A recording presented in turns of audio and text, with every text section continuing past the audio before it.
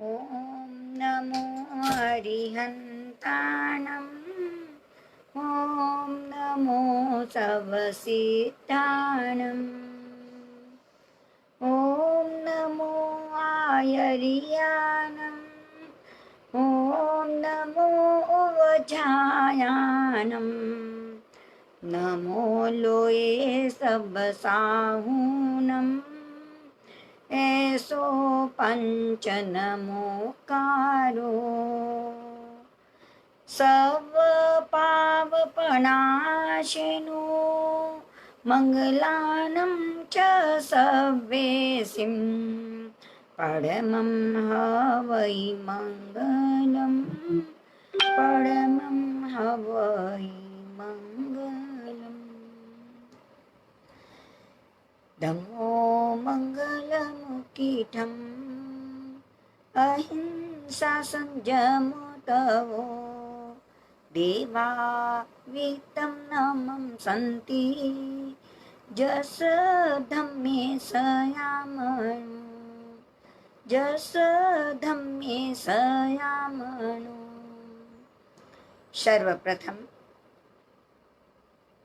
अनंत उपकारी सभी आत्माओं के आस्था के केंद्र प्रभु महावीर को कोटि से वंदन। उन्हीं की आज्ञा में विचरण करने वाले सभी चारित्र आत्माओं को सत सत वंदन। आदरणीय सुश्रावक श्राविकाएं, पिछले 6-7 दिनों से हम सद्ग्रस्त के जीवन के स्वरूप को समझने का प्रयास कर रहे हैं। सद्ग्रस्त सम्यक रूप से अपने ग्रस्त जीवन को चलाने वाले को सद्ग्रस्त कहते हैं। सद्ग्रस्त के जीवन में अपने पूज्य बड़ों के प्रति आदर के भाव, सेवा के भाव, समर्पण के भाव, यत्नपूर्वक प्रवृत्ति, कषायों की मंदता, पुण्य का उपार्जन, परिवार में एक दूसरे के लिए सहयोगी बनकर, सेवाभावी बनकर पुण्य का भी उपार्जन होता है। इन सारी जिम्मेदारियों से, व्यवस्थाओं से पूरे दिन के अंदर जब कुछ समय मिलता है, उस समय में अपने आत्महित के लिए धर्म आराधना करना, धर्म आराधना के स्वरूप को समझते हुए 14 नियम, 3 मनोरथ, हमारे जीवन के अंदर ऋजुता आदि सभी प्रकार के अंशों पर हमने चर्चा की। 4 भावना, मैत्री, प्रमोद, कारुण्य और माध्यस्थ भावना, जिससे द्वेष का क्षय होता है, उस पे चिंतन किया। और अब जो 12 भावनाएं हैं जो हमारे राग भाव को अलग कर वैराग्य भाव, विरक्ति, वैराग्यता को जागृत करती है, ऐसी वैराग्य भावना का हम चिंतन करके राग और द्वेष से ऊपर उठ करके हम इस सामायिक की साधना से समता के फल को कैसे प्राप्त करें, इसका हमारा आपका चिंतन चल रहा है। 12 प्रकार की वैराग्य भावना, जिसे अनुप्रेक्षा भी कहा जाता है। इसके अंदर 6 भावना, अनित्य भावना, असरण भावना, संसार भावना, एकत्व भावना, अन्यत्व भावना, असुचि भावना, ये 6 भावनाएं वैराग्य की ओर प्रेरक करती है। संसार के स्वरूप को समझा करके हमें अपनी आत्मा के अंदर कैसे वैराग्य प्राप्त हो, वैराग्य प्रेरक है। और पीछे की जो 6 भावनाएं हैं वे तत्व प्रेरक है, यानी आत्मा, जीव तत्व, ये पुद्गल, अजीव तत्व, इन तत्व के प्रेरक है। क्योंकि तत्व प्रेरक होने से हम स्व की ओर आते हैं। संसार के सभी पदार्थों हम देख रहे हैं, आंखें बंद करके नहीं चल सकते, हम उनको देखते हैं, उसके बारे में सुनते भी हैं, उसके उसका उपयोग भी करते हैं। सब कुछ करते हुए भी हम उन पदार्थों को तत्व दृष्टि से देखें, यानी वे सारे अजीव तत्व वाले हैं, पुद्गल हैं, और इन पुद्गल का स्वभाव पूरण, गलन, सड़न और विध्वंसन है।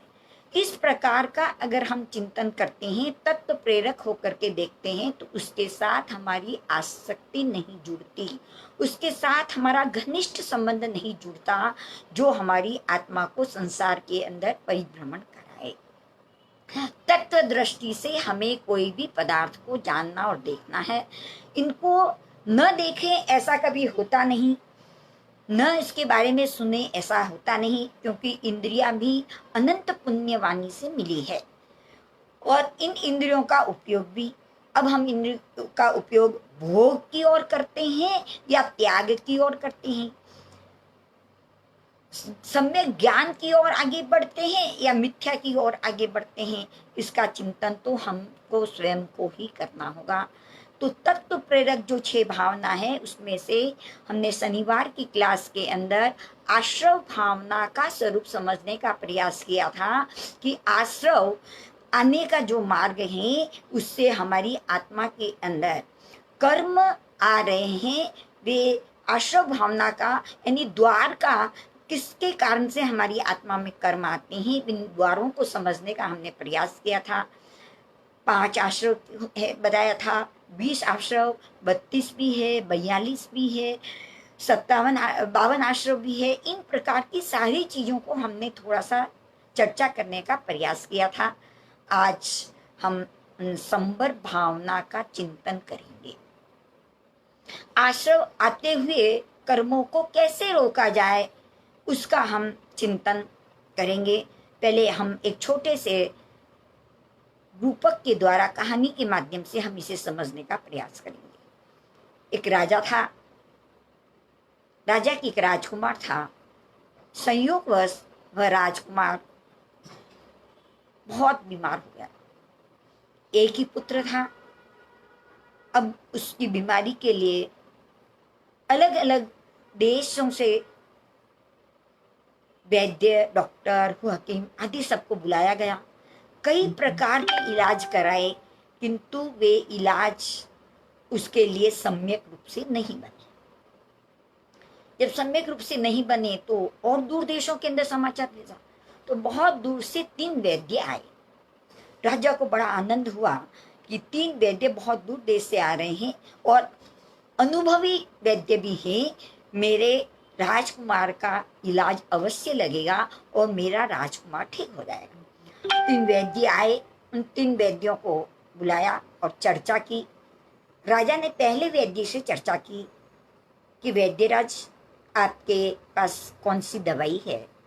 वैद्यराज ने सहज किया कि मेरे पास वो दवाई है कि इस दवाई को लेने वाला वो उस रोग से पीड़ित है तो वह रोग ठीक हो जाएगा, अन्यथा उसके शरीर में वो रोग उत्पन्न हो जाएगा। यानी रोग है तो रोग से मुक्ति मिल जाएगी और रोग नहीं है तो रोग उत्पन्न हो जाएगा। राजा को ये बात समझ में नहीं आई कि नहीं, मुझे ये इलाज नहीं करवाना है।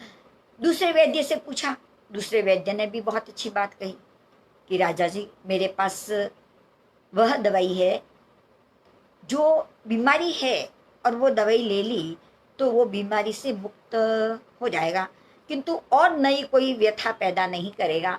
बीमारी होगी तो बीमारी से मुक्त कर देगा, नई व्यथा पैदा नहीं करेगा। राजा को लगा ठीक है, करना तो ये है ये। फिर तीसरे वैद्य से भी पूछ लूं। तीसरे वैद्य से बात कही। तीसरे वैद्य ने को कहा कि आपकी दवाई का महत्व बताइए।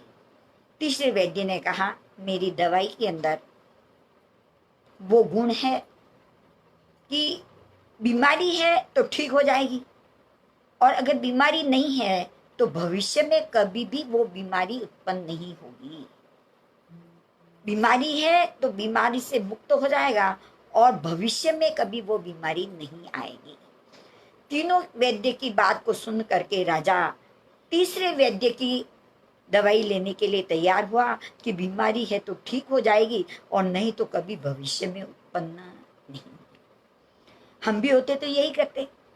अब हमारे आश्रम के द्वारा जो कर्म आ रहे हैं उनका क्या इलाज है, वो बीमारी कैसे ठीक हो सकती है, उस पर हमारे वैद्य कौन, संसार दुख के वैद्य है, त्रैलोक के आधार है। यानी संसार दुख के वैद्य, संसार के जन्म मरण के दुख के वैद्य कौन है? तीर्थंकर परमात्मा।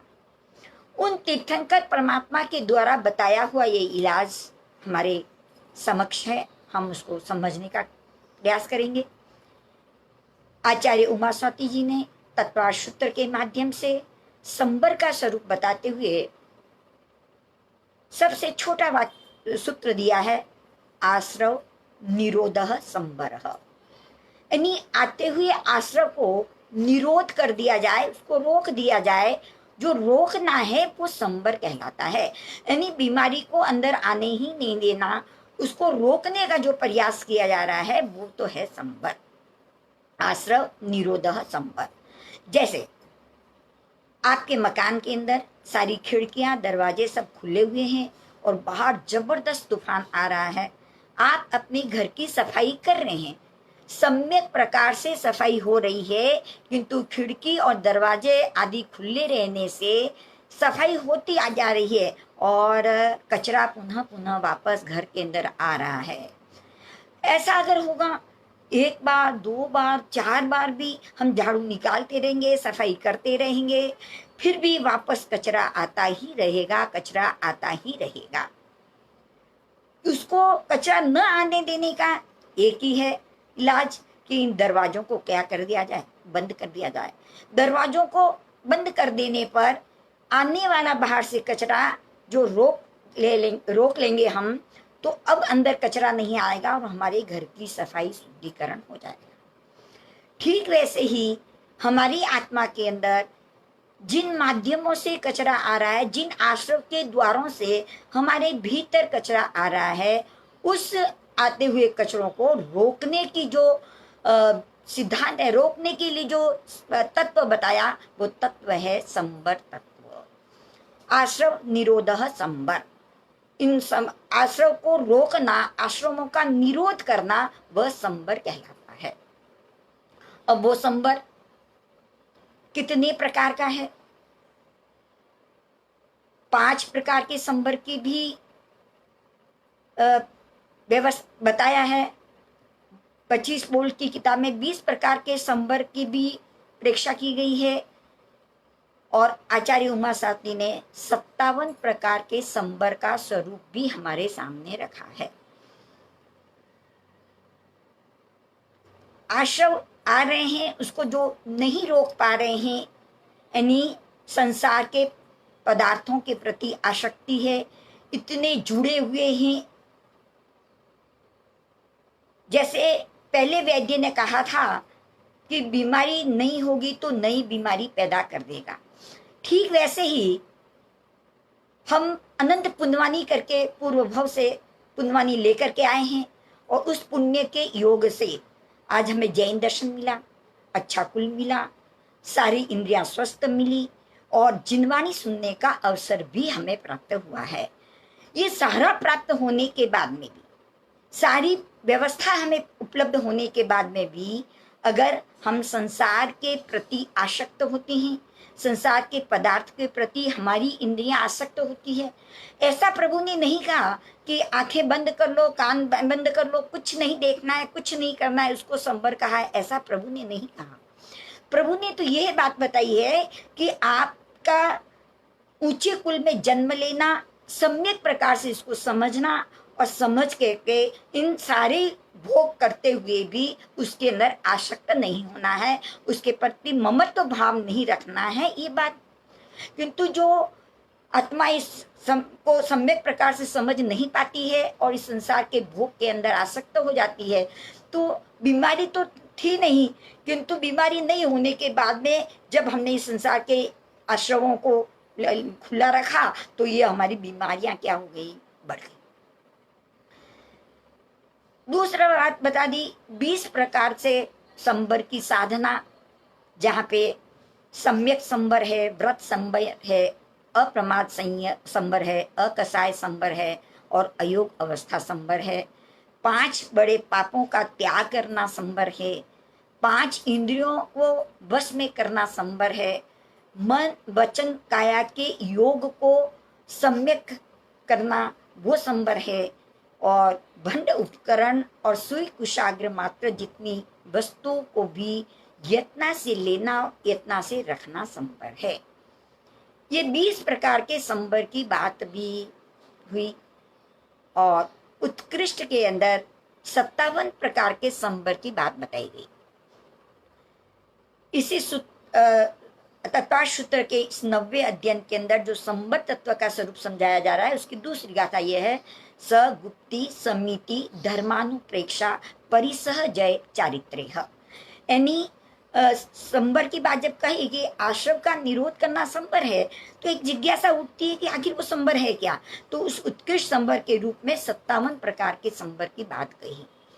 गुप्ति, समिति, धर्म, अनुपरीक्षा, 22 परिसर पर जय और चारित्र। पहली बात उत्कृष्ट संबर की हम कर लेते हैं। इसके अंदर गुप्ति, सम्यक रूप से अपने मन वचन काया के अशुभ प्रवृत्ति को रोकना। मन वचन काया की अशुभ प्रवृत्ति को रोकना पूर्ण रूप से तो अभी हम रोक नहीं सकते। मन चिंतनशील है, वचन और काया के द्वारा सारा व्यवहार, सारी व्यवस्थाएं चलती है। इनका पूर्ण निरोध तो नहीं कर सकते। पूर्ण निरोध तो 14 गुण स्थान के अंदर जब अयोग केवली अवस्था प्राप्त होगी उस समय होगा। उसके पहले जो बात बताई, ऐसे गुप्ति का अर्थ तो यही होता है कि उसको रोकना है, परंतु पूर्ण रूप से तो 14 गुण स्थान तक पहुंचेंगे तब। उसके पहले की स्थिति के अंदर सम्यक रूप से जो अशुभ चिंतन है, अशुभ भाषा है, काया के द्वारा जो अशुभ प्रवृत्ति है, उसको रोकना, ये गुप्ति कहलाता है। मन गुप्ति, वचन गुप्ति और काया गुप्ति। इसके लिए एक है, मन एवं मनुष्याणाम कारणम बंध मोक्षयोः। मन एवं मनुष्याणाम कारणम बंध मोक्षयोः। मनुष्य का मन स्वयं के लिए बंध का कारण भी होता है और मोक्ष का कारण भी होता है। मनुष्य का मन स्वयं के लिए बंध का कारण भी होता है और मोक्ष का कारण भी होता है। चाहे तो वो बंद कर ले और चाहे तो मुक्त हो जाए। मन गुप्ति से मुक्ति होती है और मन जब स्वच्छंद हो जाता है तो बंद होता है।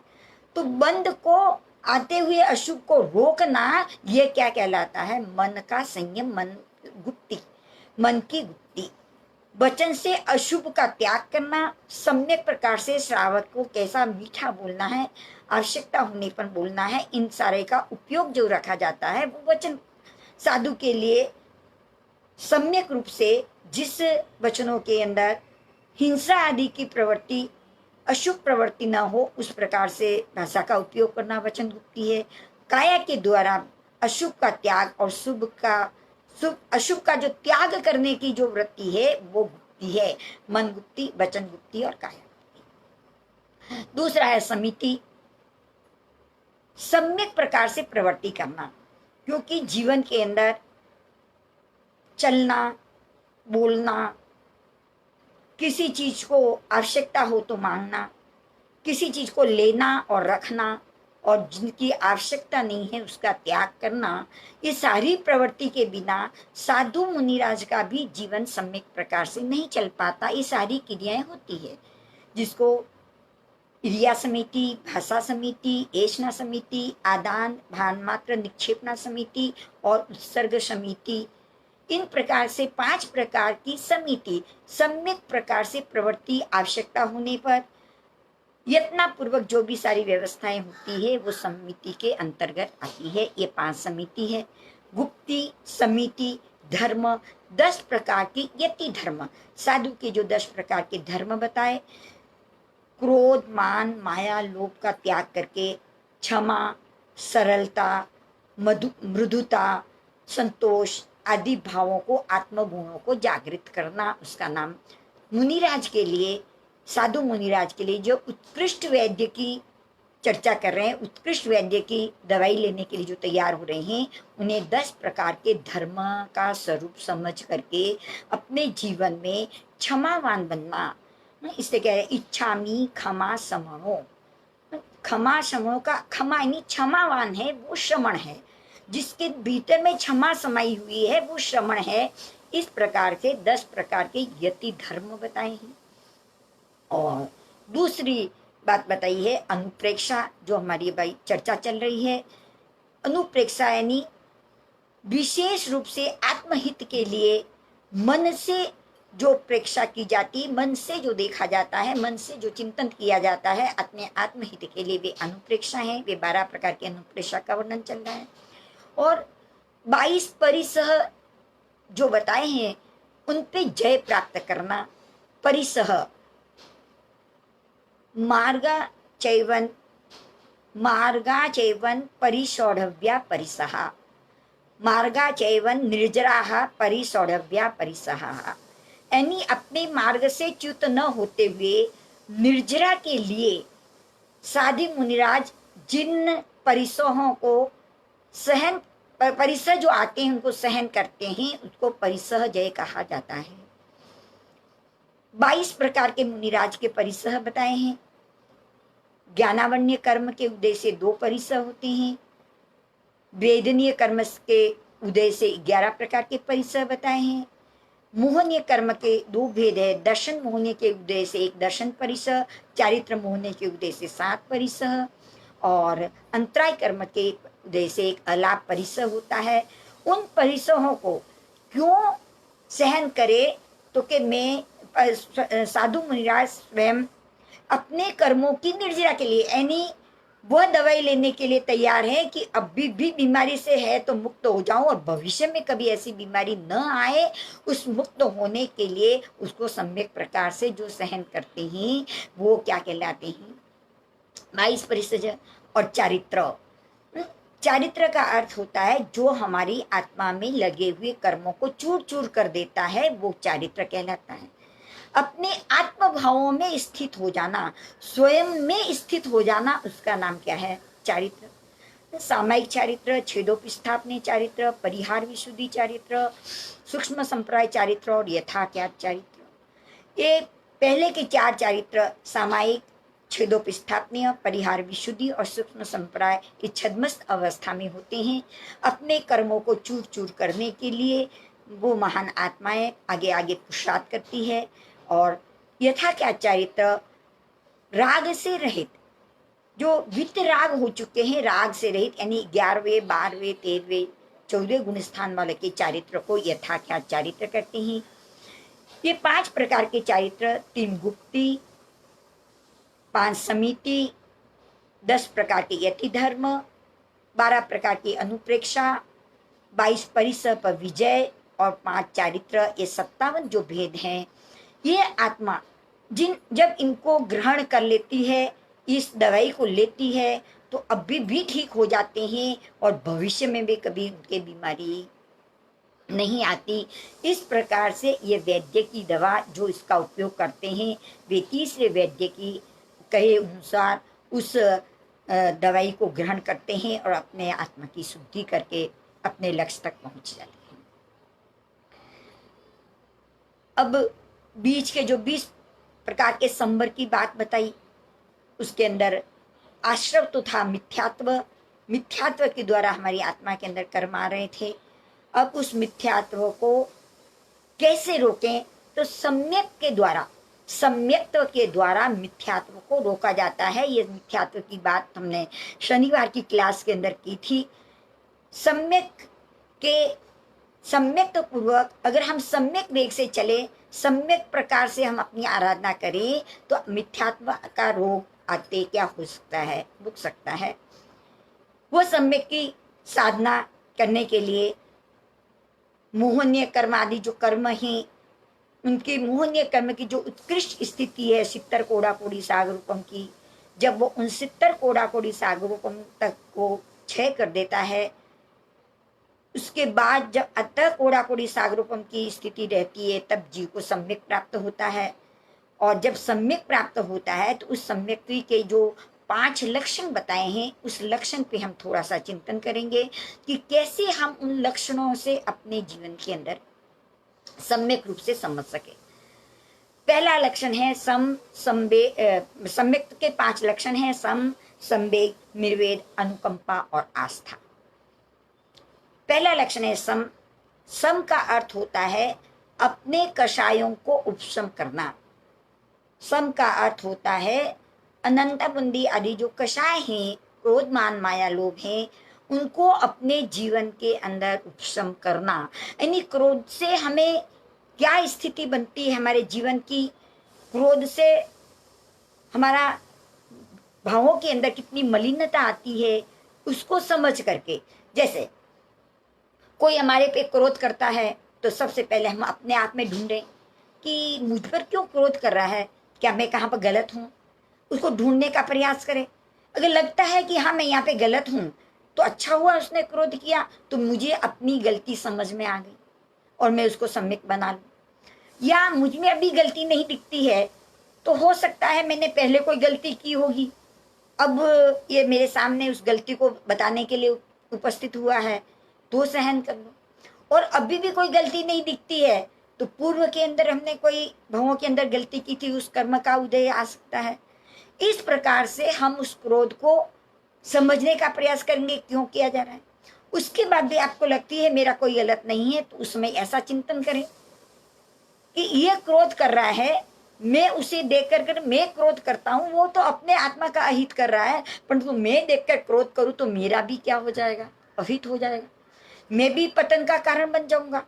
इस प्रकार का वो बाबा चिंतन करें और जो क्रोध करता है उसको अब उसके देख करके स्वयं क्रोध न करें। किसी भी एंगल से हम अपने क्रोध को उपशम करने का चिंतन करते रहें। बार बार मैं क्यों क्रोध करता हूँ, क्रोध मान माया लोभ ये सारी जो चीजें हैं, हमारा अहंकार, कितने सबके प्रति, जाति के प्रति, अपने कुल के प्रति, रूप के प्रति, बल के प्रति, शुद्ध ज्ञान के प्रति थोड़ा सा भी विशेष हो जाता है तो अहंकार आता है। चिंतन करें कि अहंकार करने वाले की क्या स्थिति होती है, जो आया है वो भी चला जाता है। माया के बारे में तो हमने बहुत सारी चर्चाएं की ली। लोभ की प्रवृत्ति सबसे खतरनाक है। इस लोभ की प्रवृत्ति से भी हमारे संसार, हमारा जीवन के अंदर बीमारियां, असाता आती ही रहती है। तो उनको रोकने के लिए हम कषायों को मंद करें, मंद कषाई बने। अगर मंद कषाई धीरे धीरे बनते हैं तो हमारे आश्रय द्वार अपने आप रुक जाता है। इसलिए सम्यक के पहला लक्षण है सम। दूसरा है संवेग। संवेग का अर्थ होता है सम्यक वेग। वेग का अर्थ होता है उस और आगे बढ़ना, वेग का अर्थ होता है उसकी और आगे बढ़ना, पर सम्यक प्रकार से बढ़ना। हम अपने आप में चिंतन करें कि हम किस वेग से आगे चल रहे हैं। उस वेग को समझने के लिए हम चिंतन करेंगे।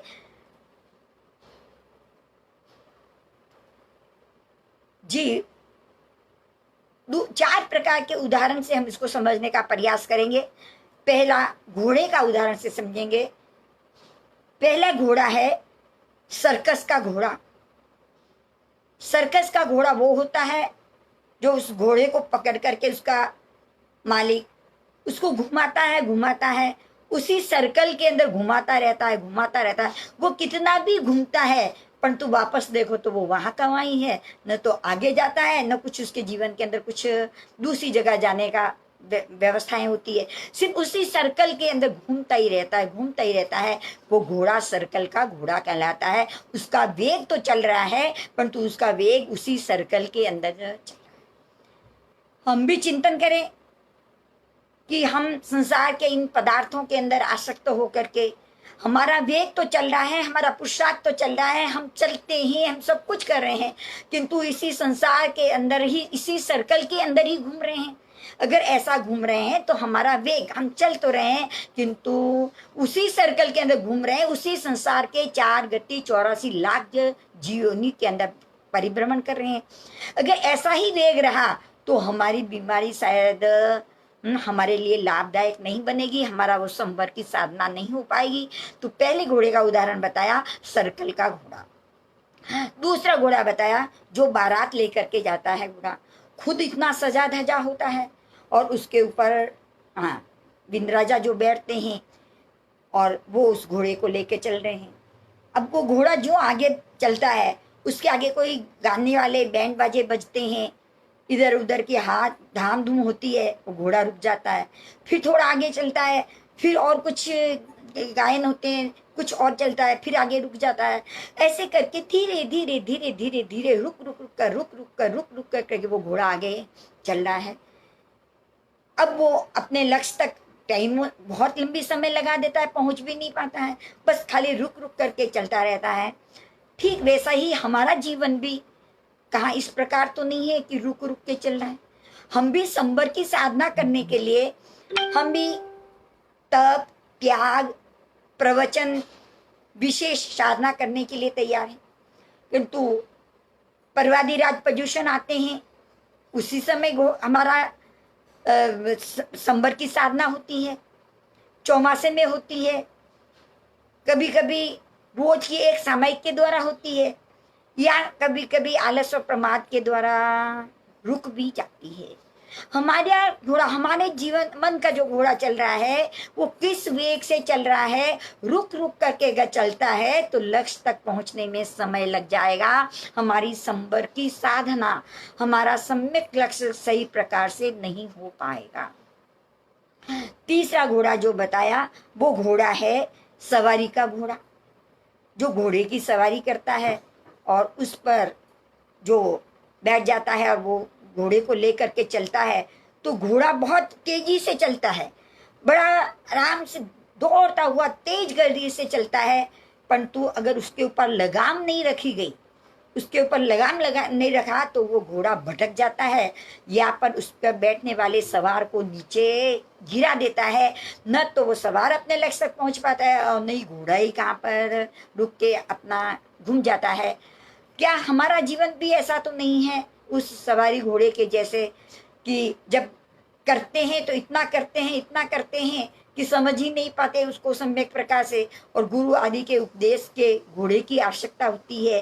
कैसे पढ़े, कब पढ़े, किस समय में पढ़ा जाता है, कैसे रुकना है, किस प्रकार की व्यवस्था करनी है, इसको भी हमें बराबर समझना होगा। हाँ, ये अपने लक्ष्य तक पहुंचा सकता है, किंतु उसके ऊपर गुरु भगवंतों की लगाम चाहिए, सम्यक इस संवर की आराधना की लगाम चाहिए, तब जाकर के हम सम्यक रूप से पहुंच पाते हैं। और चौथा घोड़ा है जिसको वो है रेस का घोड़ा, जो रेस कोर्स के अंदर जब घोड़ा चलता है, जब वो रेस प्रारंभ होती है तो वो घोड़ा इस प्रकार से दौड़ता है, न उसको सर्कल में घूमता है, न रुक रुक करके बैंड बाजे आदि की जैसे रुकता है, न वैसे रुकता है, न सवारी की तरह किसी के लगाम की जरूरत होती है। वो सिर्फ अपने लक्ष्य तक दौड़ता है और इतनी तेजी से दौड़ता है कि वो अपने लक्ष्य तक क्या होता है, पहुंच जाता है, और लक्ष्य पे पहुंच करके एकदम शांत और आनंदित हो जाता है। ठीक वैसे ही हमारे जीवन के अंदर भी हम जिस दवाई को ले रहे हैं, जो संवर की साधना के अंदर हम चल रहे हैं, वह संवर की साधना के लिए जो मिथ्यात्व के रोग को मिटाने के लिए जो सम्यक की दवाई ली जा रही है, उसके अंदर हमारे अंदर कौन सा वेग चल रहा है, हम किस वेग से आगे बढ़ रहे हैं, कौन सा वेग हमारे लिए सम्यक बनता है, हम चिंतन करें। चौथा वाला वेग रेस के घोड़े के समान इतनी तेजी से दौड़ना, इतनी आत्मा के अंदर वो भाव अंदर से जागृत होना कि मुझे अपने लक्ष्य तक पहुंचना है, मुझे इस मिथ्यात्व के रोग से मुक्त होना है, तब जाकर के हमारा संवेग सम्यक प्रकार से बनेगा। तीसरा लक्षण बताया है निर्वेद। नि प्लस वेद, नि यानी नकारात्मक है और वेद का अर्थ होता है संसार। जिस संसार के अंदर संसार की अभिलाषा को लेकर के अगर चलता है, संसार के साथ जुड़ा है, तो वो रोगी ही है। उसकी दवाई है संसार के इच्छाओं से मुक्त होना, यानी संसार से उदासीन भाव लेना, संसार से मुक्त होना। किंतु संसार के अंदर जब रहते हैं तो इच्छाएं शांत ही नहीं होती, इच्छाएं अनंत है। उन इच्छा और अभिलाषा से ऊपर उठना। 3 प्रकार की इच्छाएं बहुत हमारे भीतर में सबके चलती रहती है। लोकेशना, लोक के ऐशना, यानी लोक के अंदर मेरा नाम, मेरी प्रसन्नता, मेरा नाम बना रहे, इसलिए व्यक्ति इतनी दौड़ भाग करके, इतनी परेशानी को उठा करके उस धन को इकट्ठा करता है, पर उस धन को भी अपने नाम के लिए दे देता है। तो उस लोकेशना यहाँ से हटा, यहाँ से त्याग किया, वहां पे अपना नाम स्थापित करता है, उसको लोकेशना कहते हैं। इस निर्वेद भाव के अंदर जो लोकेशना होती है तो इस संसार से ऊपर उठ नहीं सकता, तो लोकेशना का त्याग किया जाए। दूसरा है वितेशना, वित्त धन की ऐशना। 24 घंटे ही धन के को कैसे प्राप्त करूं, धन को कैसे प्राप्त करूं, ये ऐशना पूरी चलती रहती है। कोरोना चल रहा है, सबके मन में ये चल रहा है कि अब क्या होगा, इतने महीने कितना नुकसान हो गया, कैसे कमाऊंगा। बस उस धन की वितेशना के पीछे दौड़ भाग चल रही है, चिंतन चल रहा है, जा नहीं सकते। इसके लिए मन उस वितेशना के अंदर आसक्त बने हुए हैं, वो जीव निर्वेद को प्राप्त नहीं होता। और तीसरी ऐशना है पुत्रेशना, पुत्र आदि परिवार आदि की जो ऐशना है, इसके साथ जो जुड़ता है और इसके अंदर जो आसक्त हो जाता है, तो इस ऐशना को अपने परिवार और पुत्र की ऐशना के साथ इतना आसक्त होने के कारण से वो इससे ऊपर उठ पाता नहीं है। तो इन ऐशना से शांत होना, यानी मिथ्यात्व के अंदर ये ऐशनाएं चलती है और सम्यक जो संबर की साधना है ये करते हैं, तो इन ऐशनाओं से ऊपर उठते हैं। ये हमारी एक दवाई है कि हम इससे ऊपर उठें और अपने जीवन को आगे बढ़ाएं। और चौथा है अनुकंपा, किसी दुखी जीव को देख करके दया आना। जब आत्मवत उसको जानते हैं, जैसे मैं जीना चाहता हूँ वैसे ये भी संसार के सभी जीव जीना चाहते हैं, इस प्रकार के अनुकंपा के भाव आकर के उन्हें दुखों से मुक्त करना, ये अनुकंपा, ये सम्यक्ता का लक्षण है। और 5वां है आस्था। आस्था का अर्थ है परमात्मा के प्रति आस्था, परमात्मा के प्रति समर्पण के भाव। परमात्मा ही उस दुख के मिटाने वाले जो वैद्य हैं, इस संसार के जन्म मरण को नष्ट करने वाले जो वैद्य हैं, उन वैद्य की बात को अच्छी तरह से समझना, और वही सम्यक है, वही सत्य है। इसके अलावा संसार में कोई सत्य नहीं होता। तमेव सच्चम निसंकम जम जिने ही पवेयम, तमेव सच्चम निसंकम जम जिने ही पवेयम। जहाँ सत्य और निशंक है वही जिनेश्वर ने कहा है। जहाँ सत्य है और निशंक है, शंका से रहित, ऐसे ही प्रभु ने अपनी देशना के अंदर प्रतिपादन किया है। उस पे सम्यक रूप से श्रद्धा करना, और ऐसी भावना अगर हमारी है तो हम उन रोग से, मिथ्यात्व के रोग से मुक्त हो जाते हैं।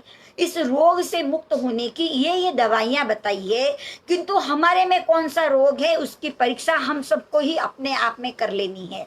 जैसे संसार के अंदर बहुत सारे गुप्त रोग प्रचलित हैं, और वे गुप्त रोग को सिर्फ रोगी ही जान सकता है, क्योंकि भीतर के रोग हैं, बाहर कुछ दिखाई नहीं देता।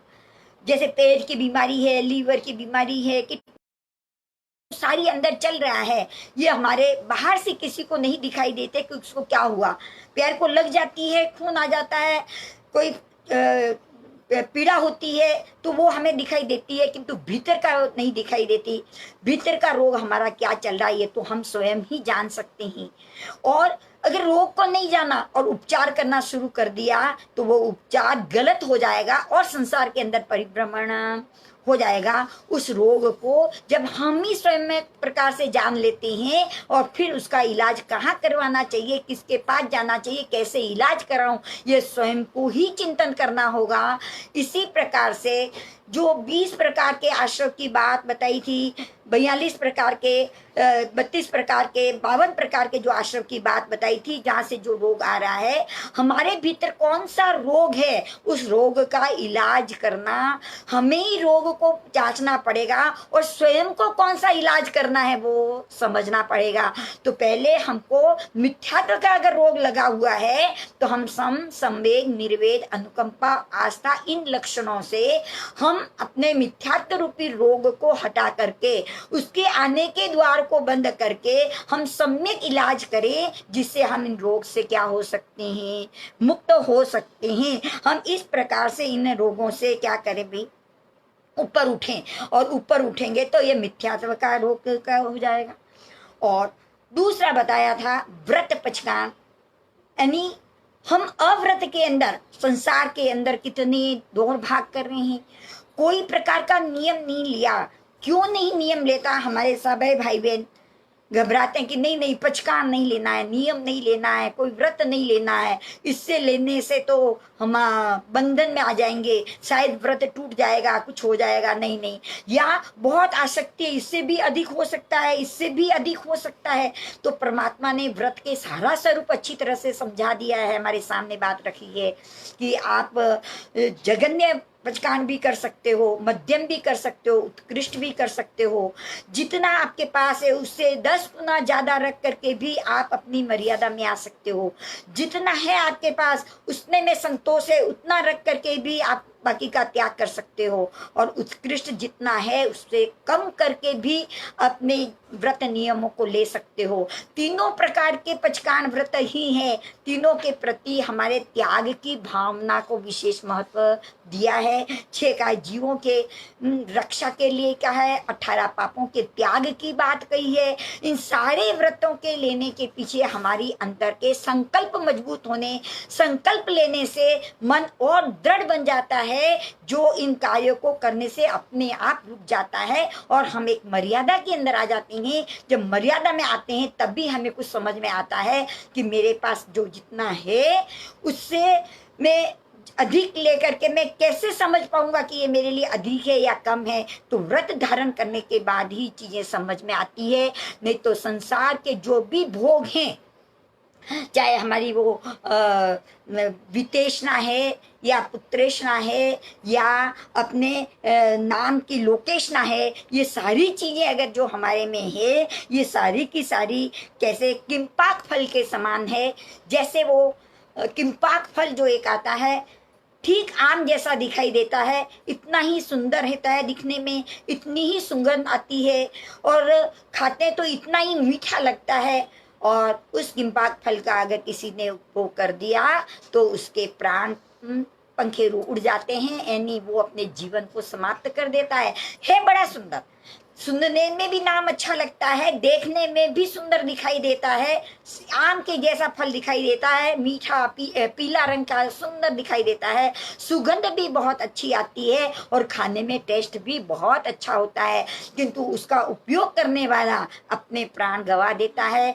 ठीक ऐसे ही ये संसार की जितनी भी पदार्थ हैं, सुनने में, देखने में, सूंघने में, चखने में, भोग करने में बड़े ही सुंदर लगते हैं, बड़े ही प्यारे लगते हैं, किंतु जब इसका उपयोग कर लेते हैं तो अपना प्राण गंवा देते हैं। नहीं, 84 लाख जीव योनि के अंदर परिभ्रमण करते रहते हैं। इसलिए परमात्मा ने व्रत संवर की बात कही, कुछ संवर ग्रहण करो, कुछ व्रत पचकान लो, जिससे हम इस भोगों के अंदर, इस संसार के अंदर किंपाक फल के जैसे खाके अपने प्राण नहीं छूटे। इसीलिए इसका चिंतन करें। ये संसार के भोग मृग मरीचिका के समान है।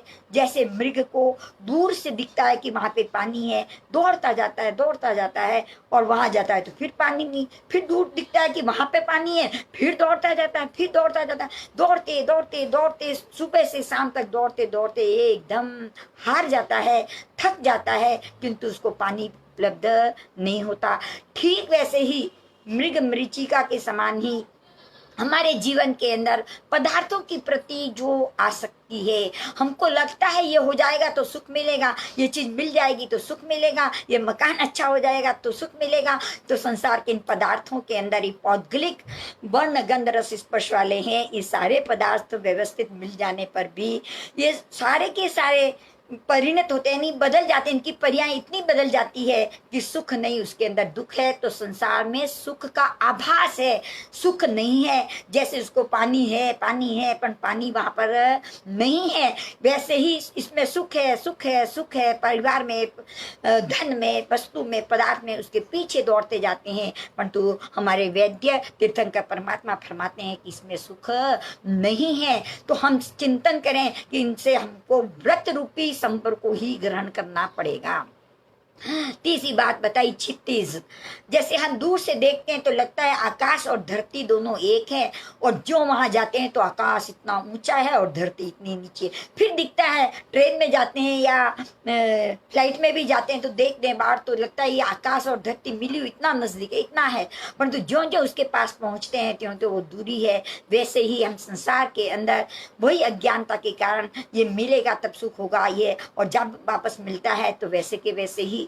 इस प्रकार इस धन आदि की जो व्यवस्था है, इन पुद्गलों की जो व्यवस्था है, इसके अंदर हम व्रत रूपी संबर को धारण करेंगे, तब जाकर के इससे हमारे अंतर आत्मा के अंदर वह तीर्थंकर परमात्मा के द्वारा बताया हुआ जो संबर तत्व है, उस संबर तत्व से हम आने वाले मिथ्यात्व के द्वारा उस कर्मों को क्या कर सकते हैं, दुख से वो इलाज हमारे लिए हो सकता है।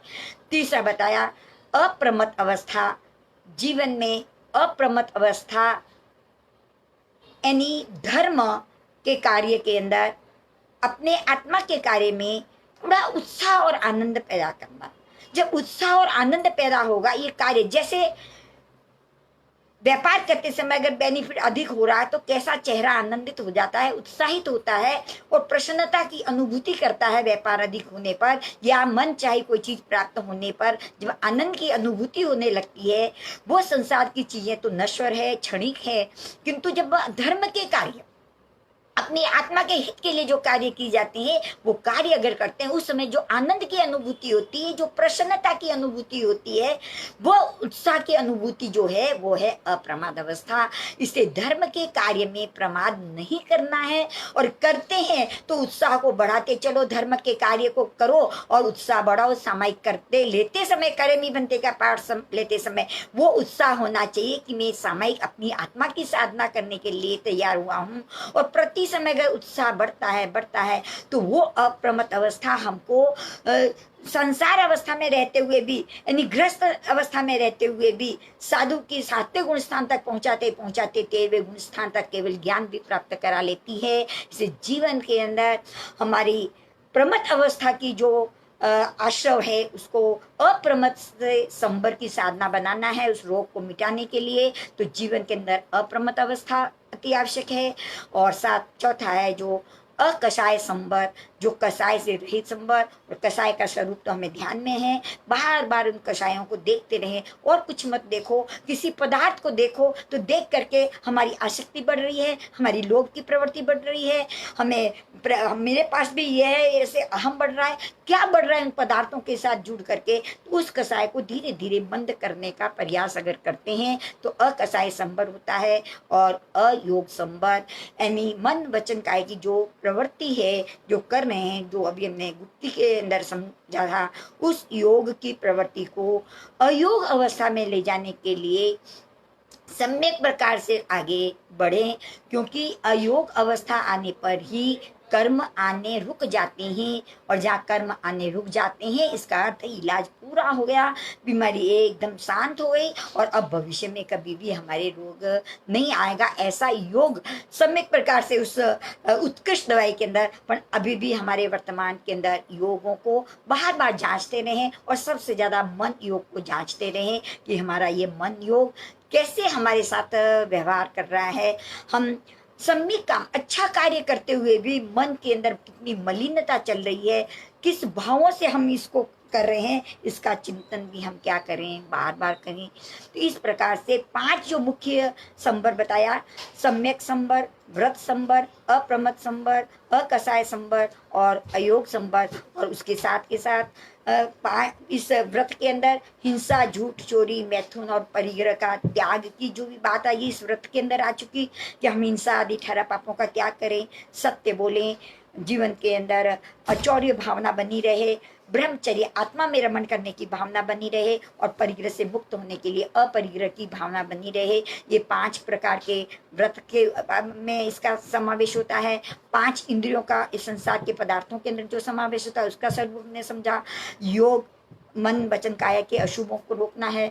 और जो 19वां और 20वां जो भेद है वो भंड उपकरण और सुई कुशाग्र मात्र, बड़ी से बड़ी चीज और छोटी से छोटी चीज को हम इतना से लेते हैं और इतना से रखते हैं तो वो भी संबर हमारे लिए बड़ा लाभदायक होता है। इस प्रकार से हम अभी वर्तमान के अंदर मध्यम वेद की दवाई लेकर के हम अपने रोग को मिटाने के लिए संबर की साधना करें और वो दूसरा मनोरथ चिंतन करें कि वो दिन धन्य होगा जिस दिन हम उत्कृष्ट 57 संबर की साधना करके भविष्य में भी रोग ना आए, इसका अवश्य चिंतन करेंगे।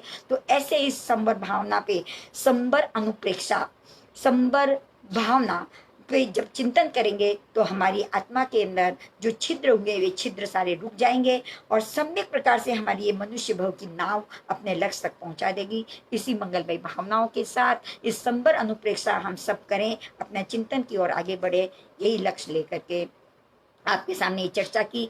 इस वाणी भगवान की जिन वाणी को सुनाते समय या बोलते समय मेरे बोलने में कोई गलत शब्द का उपयोग हो चुका हो, कम अक्षर ज़्यादा हुआ हो तो उसके लिए मैं बारंबार क्षमा याचना करती हूँ। और आपका इसके प्रति कोई जिज्ञासा हो तो कमेंट बॉक्स के अंदर इसको डालने का प्रयास करें और समझने का चिंतन करें। आज मंगल पाठ अपने मंगलमय भावनाओं के साथ मैं सबके लिए मंगल बनूं, ये भावना इस मंगल पाठ से जुड़ी रहे। मेरे लिए सब मंगल बने ये जरूरी नहीं है, क्यों मंगल पाठ मैं सुन रही हूँ इसे मैं सबके लिए मंगल बनूं, इसी भावना से के साथ चत्तारी मंगलम अरिहंता मंगलम सिद्धा मंगलम साहू मंगलम केवली पणेतो धमो मंगलम। चत्तारी लुगुतमा अरिहंता लुगुतमा सिद्धा लुगुतमा साहू लुगुतमा केवली पणेतो धमो लुगुतमो। चत्तारी शरणं पवज्जामि अरिहंते शरणं पवज्जामि सिद्धे शरणं पवज्जामि साहू शरणं पवज्जामि केवली पणेतम धम्मम शरणं पवज्जामि। ये 4 शरणा दुख हरना और न सरना कोई, जो भव्य प्राणी आदे तो अक्षय अमर पद होए। जय जिनेन्द्र, जय।